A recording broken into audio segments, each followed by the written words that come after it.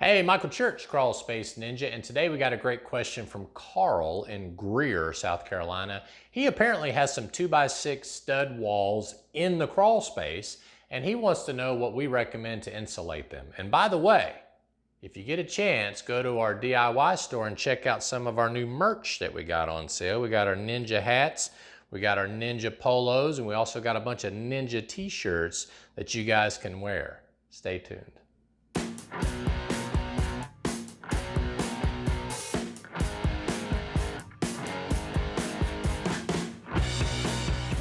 Okay, Carl, so we see this every so often where the builder will build a 2x6 wall that extends down into the crawl space. Normally we see this in really mountainous areas where you've got maybe a super high back wall.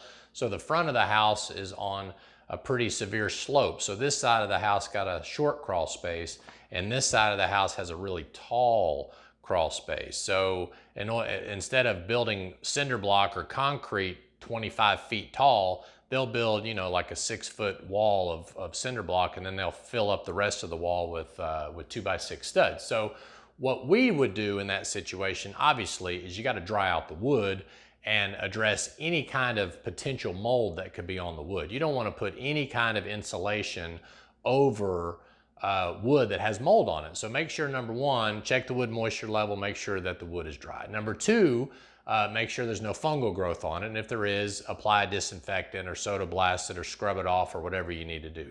Number three, I would air seal all the penetrations with a 1 or 2 component closed cell spray foam. So you can get the 1 component spray foam down in our DIY store. The 2 component style is a little bit more difficult to ship because of FedEx rules and all that. So you might have to get that at Home Depot or Lowe's or your local box store.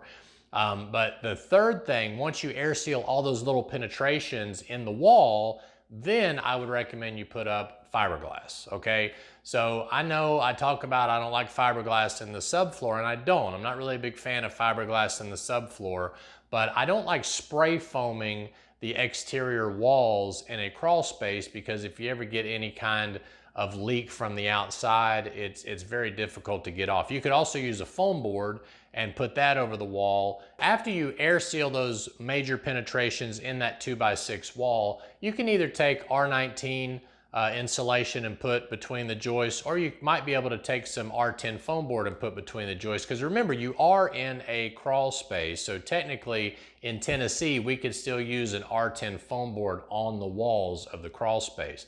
Now, you might want to check your local building code about that to see if they require an R10 or an R19 or greater on the walls. Your other question was interesting. You were asking why they don't require R19 in a crawl space foundation situation. And the reason why is because R19 is okay on R10 is okay on the walls where R19 is required in the subfloor. Again, that's in Tennessee. Depending on what part of the country you're in, you may require a more R value on the walls than we do. Again, that would be another question for your local.